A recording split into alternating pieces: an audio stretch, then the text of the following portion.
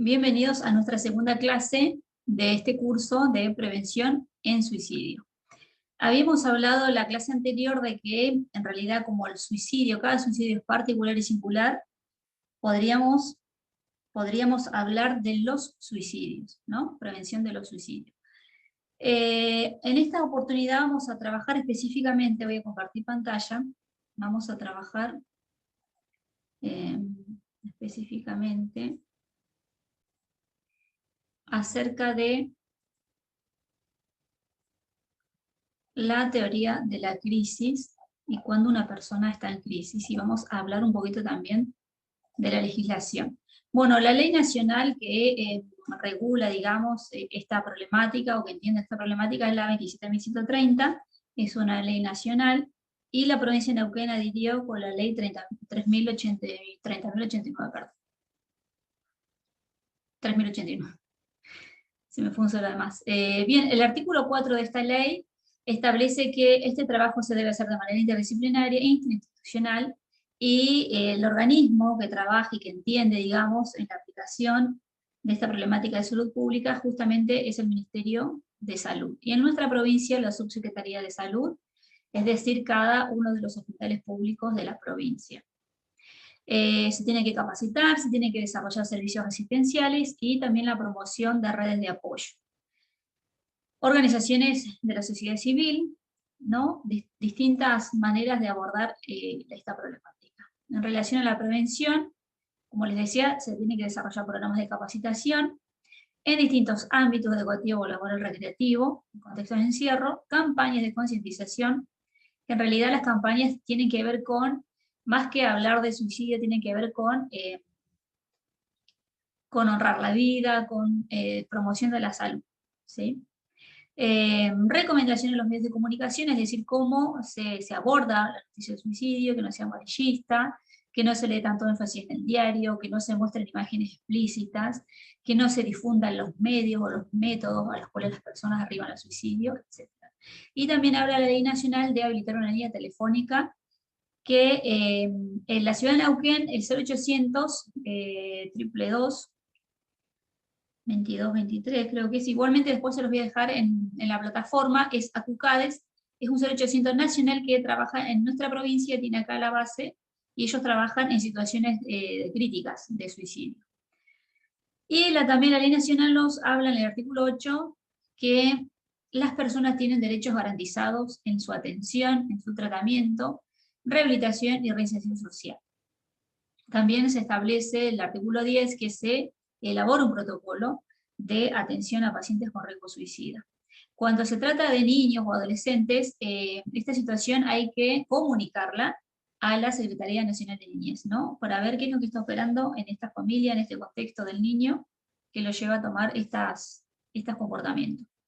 Como les decía, la ley provincial es la 3089, que adhiere a la ley nacional 27.130 del 2015, también adhiere a la fecha que propone la Organización Mundial de la Salud, el 10 de septiembre, como el Día de Prevención del Suicidio. Y, como les decía, la Subsecretaría de Salud es el organismo de aplicación en la provincia. Y acá un dato muy importante, porque dice el artículo 4, que el Sistema Público de Salud y el Instituto de Seguridad Social del Neuquén deben brindar a las víctimas de intento de suicidio y a sus familias cobertura asistencial que comprenda la detección, seguimiento y tratamiento de la problemática, ¿sí? Nosotros desde la Dirección de Personal del Gabinete Psicosocial no se hace tratamiento en esto, pero porque tiene que ver con la cuestión laboral. Cuando está ligado con una cuestión del servicio y interviene la RT, sí, pero si no, el tratamiento, el segundo nivel de intervención específicamente, puntualmente de la terapia, se tiene que hacer de manera particular, de manera que cubra, en este caso, la obra social del tratamiento, ¿sí? Bueno, vamos a meternos de lleno en lo que es una crisis. La crisis la podemos entender de dos maneras. Como una oportunidad, es decir, tenemos dos caminos. O lo tomamos como una oportunidad y crecemos, nos desarrollamos y aprendemos nuevas formas de resolver conflictos y problemas, o agarramos el otro camino, digamos, que no podemos tomarlo como una posibilidad para el cambio de la crisis, sino que se puede llegar a estructurar una patología o podemos sufrir un daño en nuestra salud. Es decir, que nosotros tenemos la decisión cuál de los dos caminos podemos tomar, ¿sí? Y también nos dice que la crisis es un proceso de asimilación y acomodación, es decir, cuánta capacidad adaptativa tenemos a las nuevas situaciones, a las adversidades, a los conflictos, a los problemas. Algunos tienen más capacidades que otras personas, pero digamos todas las personas tenemos capacidad para adaptarnos y para salir adelante.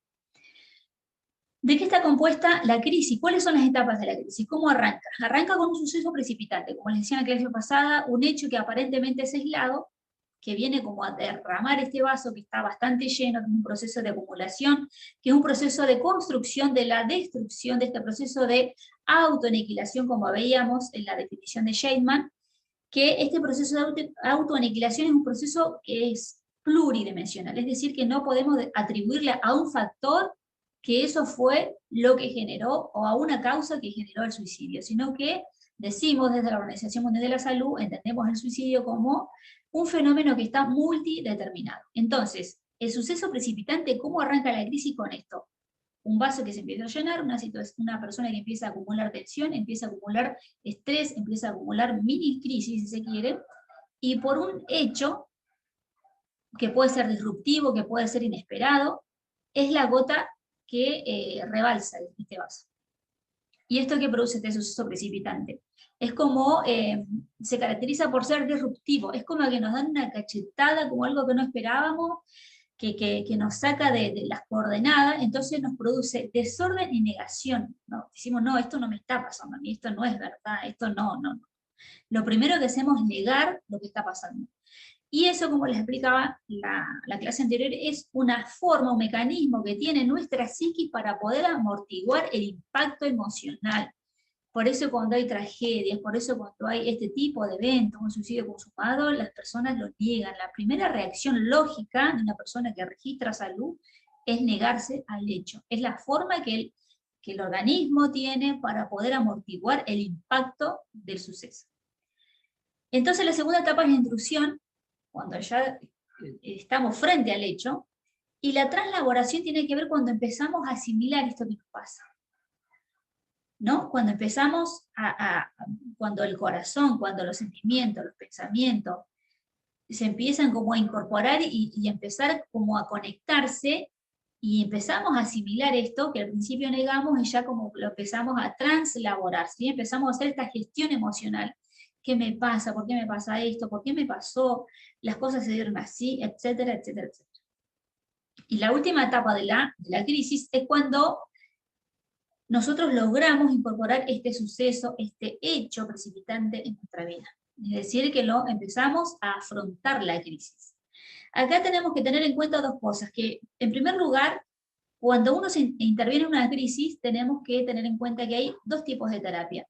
La terapia breve, que son la primera parte, cuando una persona está en el episodio de crisis y interviene en ese momento, que puede durar una entrevista, una sesión puede durar unas horas. Esa situación, esa terapia, perdón, se llama terapia breve. Es en el momento, es in situ, es en el lugar, cuando se da el hecho precipitante, el suceso precipitante. Esa es una terapia breve que se la conoce comúnmente como los primeros auxilios psicológicos, que esto lo vamos a ver al final del PowerPoint. Y después tenemos la otra terapia, que es cuando la persona empieza, una vez que logró más o menos acomodarse a esta primer terapia, a este primer auxilio, después la persona sigue tratando, ¿no? Sigue en la terapia, sigue recibiendo la contención, la ayuda y la asistencia.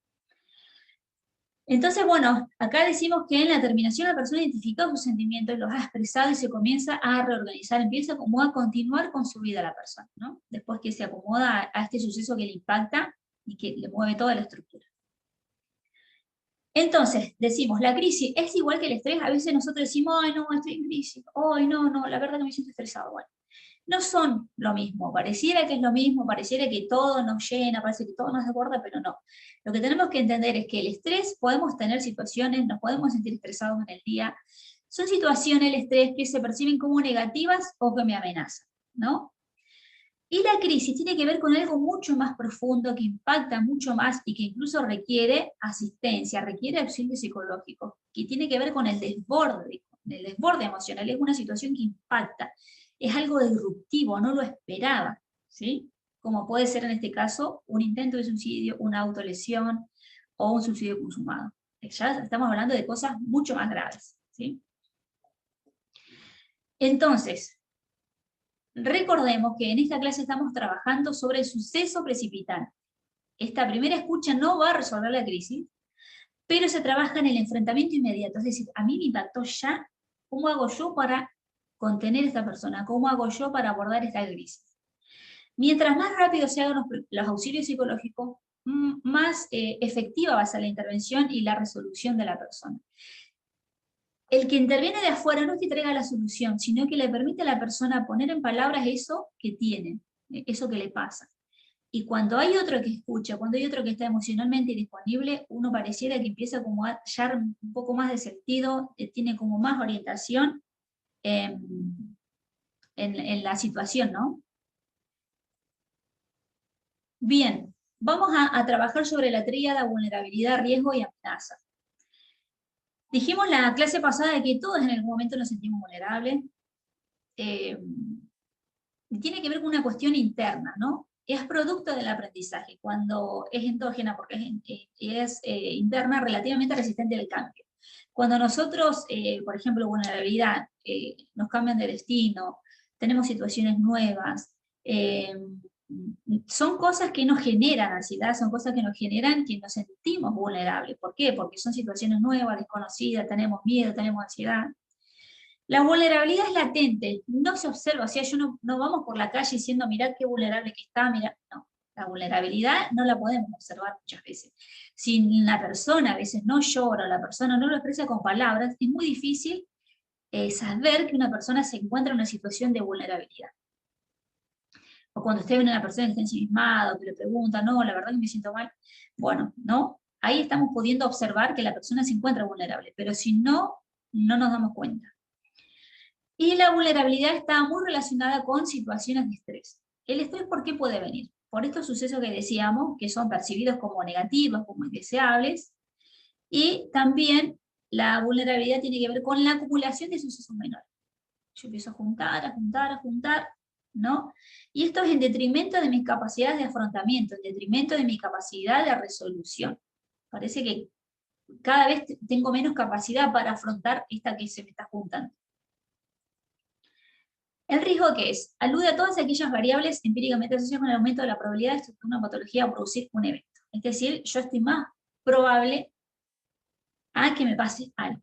Por ejemplo, si yo tengo de pronto, y lo vemos con la salud, si yo estoy teniendo estos signos de alarma, me empieza a salir tapa, que tengo gastritis, que tengo esto, que tengo aquello, el cuerpo está haciendo esa caja de resonancia, es donde se están manifestando mis emociones, por lo general emociones negativas, y si yo no me ocupo del malestar, del origen de mi malestar, de qué es lo que me genera la caspa, de qué es lo que me genera la gastritis, de qué es lo que me genera que el pelo se me caiga, de qué es lo que me genera distintos problemas de salud, lógicamente que si yo no me ocupo, voy a estar en riesgo a que me pase otra situación o que verdaderamente me enferme de algo peor, ¿sí?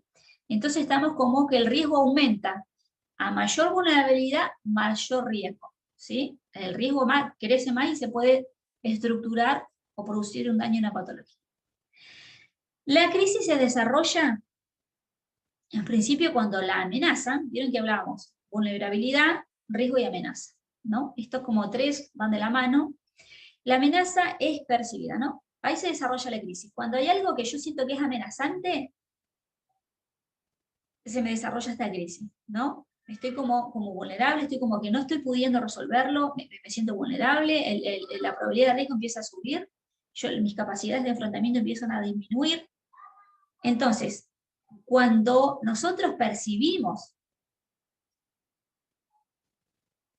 que los recursos de afrontamiento son menores a este problema o a esta crisis, obviamente voy a estar más propenso a que me pase algo, ¿sí? Es como que si yo percibo que mis recursos de afrontamiento son mayores, que voy a poder salir de este problema, yo percibo que voy a poder con ayuda, con mi entorno y demás, bueno, obviamente que el problema no se ve tan grande. Ahora, cuando nosotros esto lo hacemos inverso y vemos que el problema es mayor a todo, obviamente, ¿qué es lo que le pasa a las personas que están en crisis suicida? Creen que su problema sobrepasa todo, está sobredimensionado, está construido, ya después al final no se sabe como decíamos, como es un malestar pluridimensional y es un dolor subjetivo, que solamente la persona sabe cuánto le duele, que es una persona sufriente, que eso es lo que tenemos que entender cuando hablamos de suicidio o de personas en riesgo suicida. Son personas sufrientes, son sujetos vulnerables, son sujetos que están en crisis. ¿Por qué? Porque perciben que todo, el problema, la amenaza, todo es mayor a la capacidad que tienen para resolver eso. Entonces, toda esta amplia visión que podemos tener se empieza cada vez a achicar más, y la única salida, la única solución a nuestros problemas, a nuestra crisis, es el suicidio.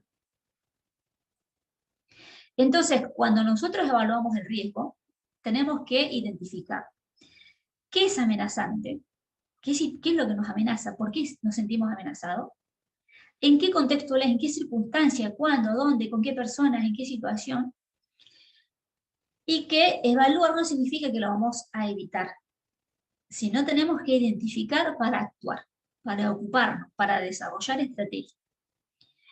Entonces, evaluar significa entender qué es lo que pasa y por qué.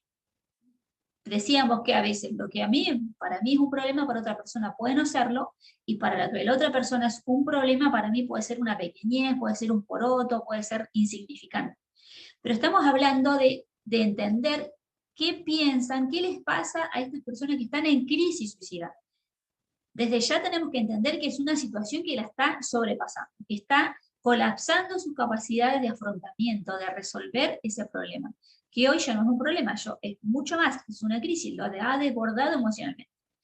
Entonces, cuando nosotros evaluamos el riesgo, esto nos posiciona para empezar a trabajar dónde tenemos que empezar a trabajar, identificar qué es lo que la persona siente que la tiene así, ¿no? Entonces, nos lleva a entender, digamos, qué le pasa a esta persona, ¿no? Este comportamiento autodestructivo. Entonces, si nosotros tenemos esta escucha empática, si nosotros estamos emocionalmente disponibles, obviamente que como esta olla a presión va a empezar a descargar, y ya nos vamos a empezar a alejar de este riesgo suicida. ¿Por qué? Porque vamos a estar emocionalmente disponibles y vamos a estar ayudando a la persona a descomprimir esa presión que tiene. ¿Cuáles son las señales de peligro del comportamiento suicida que podemos observar? El comportamiento autoagresivo, decíamos, por ejemplo, autolesiones, que la persona está descuidada, está desarreglada, empieza a cortar proyectos de vida, la persona tiene problemas ya de su alimentación, baja de peso, ya no puede dormir, tiene esta idea intrusiva todo el tiempo, sueña incluso con esta idea, con esta fantasía de muerte. Una persona que ya no importa nada, ¿por qué? Porque está cortando estos vínculos, está desvinculando socialmente. Hay un sociólogo que habla que la persona que está muy compenetrada socialmente es más sugestionable el suicidio, y también la persona que está desligada de sus vínculos, desligada de la sociedad, que ya no tiene nada que le identifique con la sociedad, con proyectos de vida y demás, también es una persona que está vulnerable o que está en riesgo, digamos, para cometer un acto suicida. Cambios bruscos en el hábito de comer y dormir, como decíamos, presencia frecuente de desvalorización, poca autoestima, baja autoestima, una persona que, digamos que no se encuentra nada lindo, una persona incluso a veces en estado de depresión. Miedo a la separación, cambios súbitos en el estado de ánimo, presencia, poco interés hacia el trabajo, hacia la vida en general, ¿no? Empieza a faltar, ya no se preocupa de justificar su falta, ya le da lo mismo, ¿sí?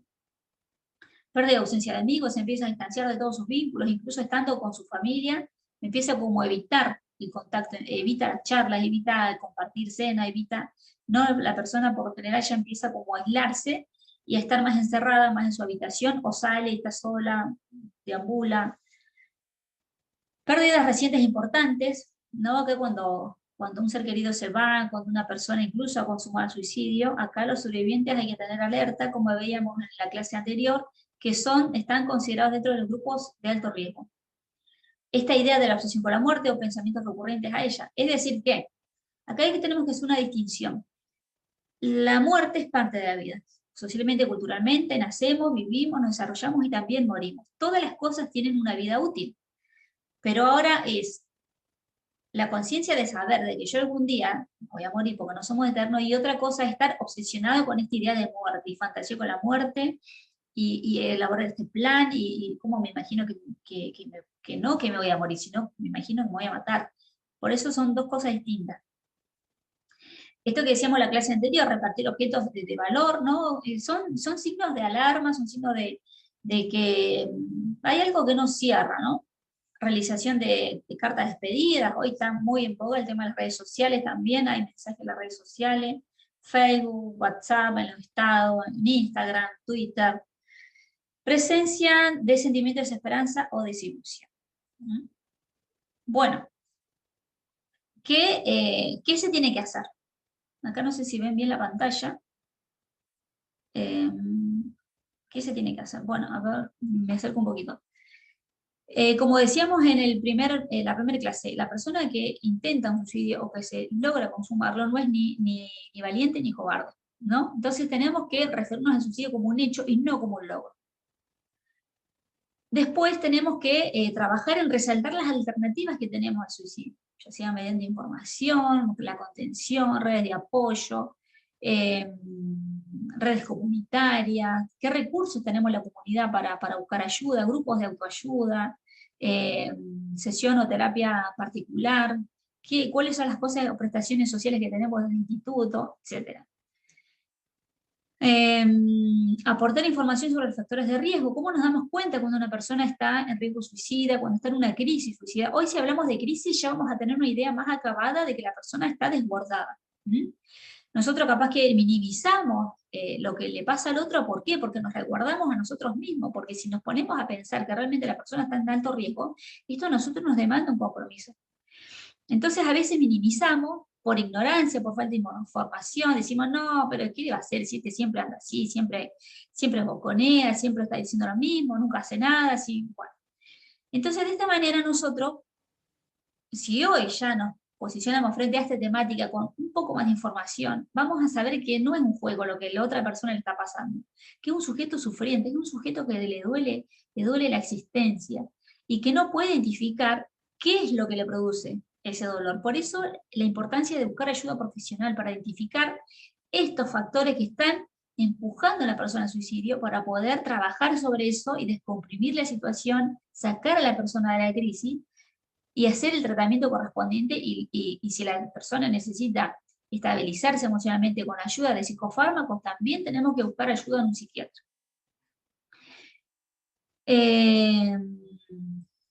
Acá decimos, y lo recalqué mucho en la clase anterior, que la depresión es un estado, no es algo que vino para quedarse, es un estado, son momentos que la persona pasa por situaciones que la ponen de esa manera. Y acá dice, muy importante, que es tratable, la depresión se trata. Así que no nos quedemos con estas cosas, ni que ya se nos va a pasar, no, busquemos ayuda, no se dejen estar. Ofrezco un mensaje de solidaridad a los sobrevivientes. Esto es en el caso de que la persona haya habido un suicidio consumado. En momentos de profundo dolor, proporcione números de teléfono, ayuda, si hay. Acá, por lo que yo entiendo en Neuquén, la única asociación que está trabajando es ACUCADES. Si yo no me recuerdo mal, la denominación es Asociación Camino, bueno, no me acuerdo. ACUCADES, después se lo voy a dejar, pero el año pasado me lo acordaba mejor. Este año se me olvidó un poco. Aproveche la oportunidad para instruir a la población acerca de los hechos sobre suicidio y su prevención. Y no difundir los mitos. Y ahora vamos a ver lo que no tenemos que hacer, ¿no? Y acá los medios de comunicación tienen un gran protagonismo. Nosotros también desde la institución policial nos toca comunicar noticias a familiares, noticias a la comunidad, cuando se producen, por ejemplo, hechos de suicidio en la población civil. También tenemos que tener, digamos, responsabilidad cuando transmitimos la información. Porque una información mal dada puede generar una recurrencia y una reincidencia de suicidios, y eso es lo que no queremos hacer. Queremos hacer, en todo caso, si la prevención primaria llegó tarde, si no nos dimos cuenta, si lamentablemente se produjo un suicidio, bueno, hagamos prevención, que no se repita. Entonces, ¿qué no tenemos que hacer? Tratar el suicidio en forma sensacionalista, esto de ponerlo en las primeras tapas de los diarios, esto de difundir las imágenes, de cómo fue, de dar con pelos y señales cómo se produjo el suicidio, si dejó carta, si no dejó carta. No, estas cosas tenemos que tener mucho cuidado cuando lo lo informamos. ¿Qué información es relevante y qué información no amerita? ¿Qué información es necesaria para preservar otras vidas? No transmitir. Incluso los informes sociales muchas veces omiten datos. ¿Por qué? Para que la vida del efectivo no ande ventilándose por toda la institución, ¿no? Con esto pasa exactamente lo mismo. Dice, sea prudente en el uso de fotografías y videos. No publique fotografías ni videos de la víctima en estado mortal, del método empleado, de la escena del suicidio, ni fotos dramáticas, etcétera, ¿no? No publique notas suicidas en ninguna de sus posibles modalidades. Papel, mensaje de texto, mensaje en redes sociales. Evite situar la noticia en un lugar destacado. Los datos relevantes deben figurar en páginas interiores.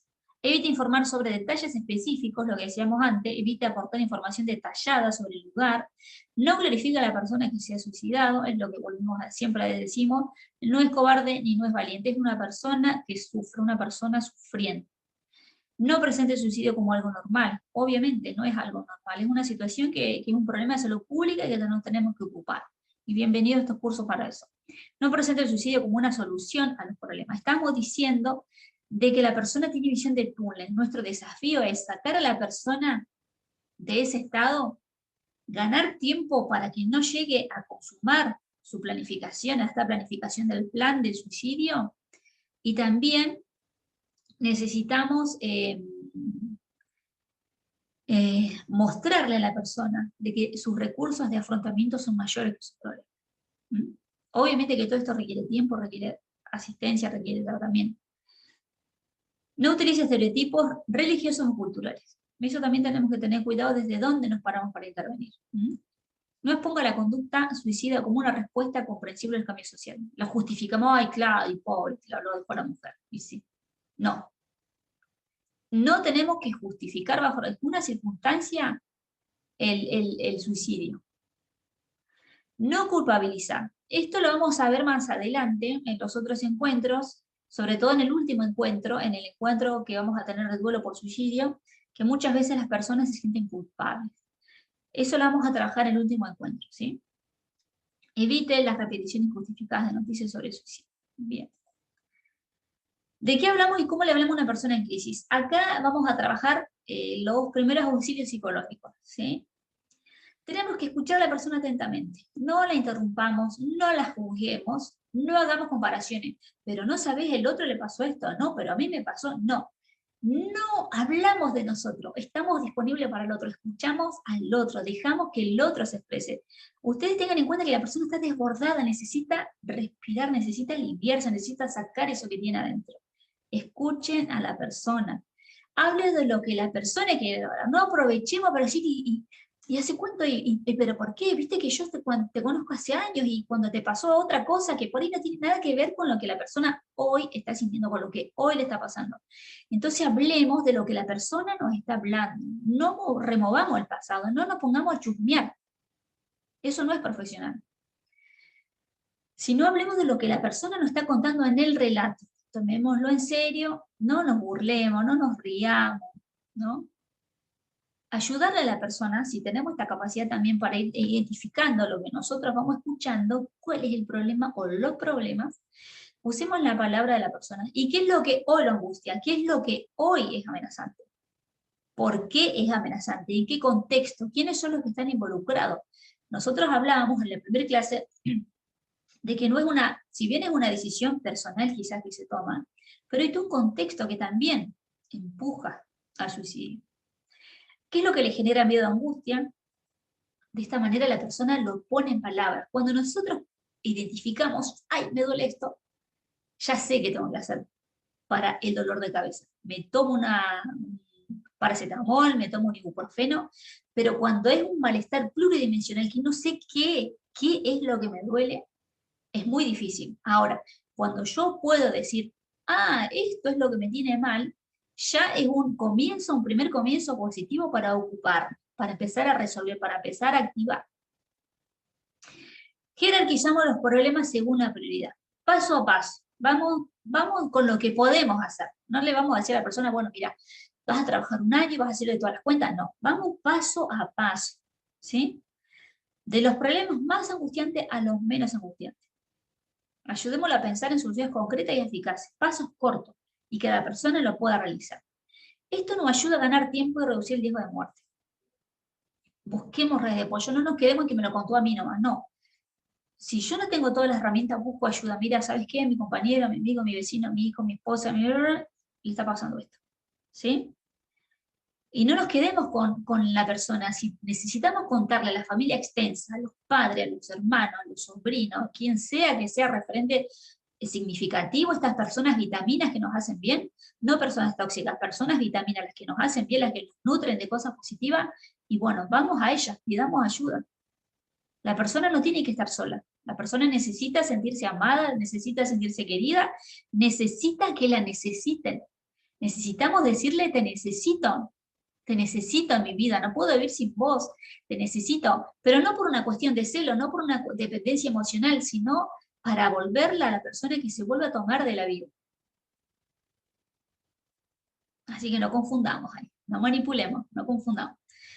Y buscar ayuda profesional. En los hospitales hay guardias psicológicas, psicosociales, y sobre todo en el Heller trabajan la problemática de la prevención de suicidio, específicamente la guardia de salud mental, la que toca este tema mejor, está ahí. Incluso hay un suicidólogo que es el que da charlas de prevención en Neuquén, que ahora no me acuerdo el nombre.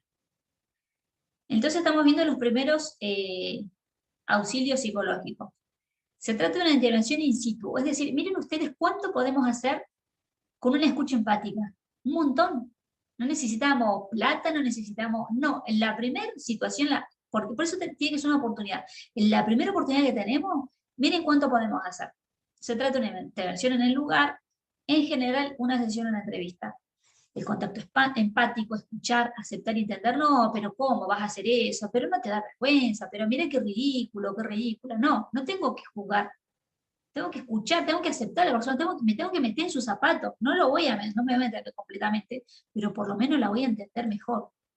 Darle mi apoyo en lo que se pueda, reducir el riesgo de muerte, es decir, cuáles son los indicadores, factores de riesgo, e indagar si hay un plan suicida. Si la persona pensó en suicidarse, qué es lo que pensó, cómo lo pensó, dónde, cuándo lo va a hacer, o lo quería hacer, en qué lugar. ¿Sí? Todas estas preguntas tienen que ser abiertas, no tenemos que estar miedo. Porque acuérdense que si yo logro que la persona lo exprese, ayuda a desactivar esa crisis. ¿Mm? Así que acá el mito de que si yo hablo de suicidio lo promuevo, a esto se cae. Al contrario, yo lo hablo, lo saco, lo desactivo. Y ofrecer recursos de ayuda, ¿no? Y si ustedes no pueden, busquen ayuda para que alguien pueda, para que alguien se ocupe. Bueno, gente, esta ha sido la segunda clase, espero que haya sido clara. Cualquier duda o consulta me escriben a mi email personal, veronicaparlos@gmail.com. Nada más que eso, gracias por su atención.